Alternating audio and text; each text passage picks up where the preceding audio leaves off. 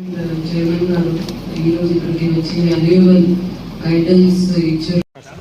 అందరికీ నమస్కారం. ఈ రోజున పిడుగురాళ్ళ ఏదైతే మా ముఖ్యమంత్రి వర్యులు గౌరవ ముఖ్యమంత్రి వర్యులు శ్రీ నారా చంద్రబాబు నాయుడు గారి ఒక దృఢ సంకల్పంతో ఈ రోజున ప్రతి పేదవానికి కూడా కార్పొరేట్ వైద్యం అందాలి.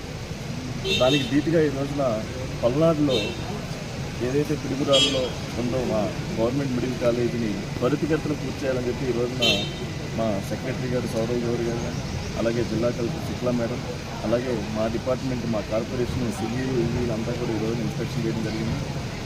ఏదైతే గత గవర్నమెంట్లో వాళ్ళు ప్రారంభించి వదిలేసిన ఈ యొక్క పిడుగురాళ్ళ హాస్పిటల్ ఈ రోజున మా గవర్నమెంట్ వచ్చిన తర్వాత దాదాపు 100 కోట్లు పనులు చేసి రేపు ఏప్రిల్ 15 కల్లా పేద ప్రజలకు వైద్య సేవలు ముందులో అందుబాటులోకి రావాలి అనే ఉద్దేశంతో ఈ రోజున వారికి ఒక డెడ్ లైన్ ఇవ్వడం జరిగింది.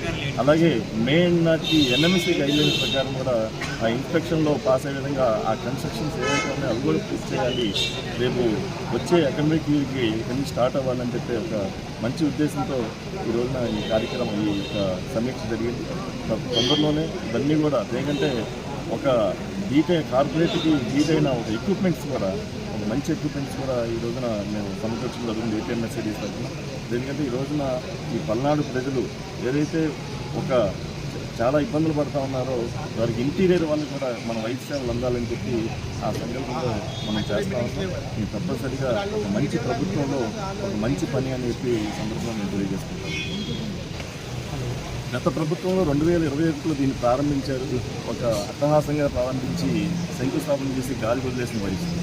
దాదాపు 2023కే పూర్తి అవ్వాల్సిన పరిస్థితుల్లో ఆ రోజున పూర్తి కాని పక్షంలో ఈ రోజున మా ఎన్డీఏ ప్రభుత్వం వచ్చిన తర్వాత దాన్ని త్వరితగతిన దాదాపు ఈ 2 ఏళ్లలో సంవత్సరం 8 నెలల్లో త్వరగా 100 కోట్ల పైసలు దీనికి నిధులు సమకూర్చి త్వరగా పేద ప్రజలకు అందుబాటులో రావాలని చెప్పి ఒక మంచి సంకల్పంలో దేనికంటే ఒక అట్టహాసం కాదు. ఈ రోజున ఇందాక అందరూ చెప్తా ఉన్నారు దీనికి ప్రచారం కూడా లేదు, ప్రచారం కూడా చేయాలని చెప్పి.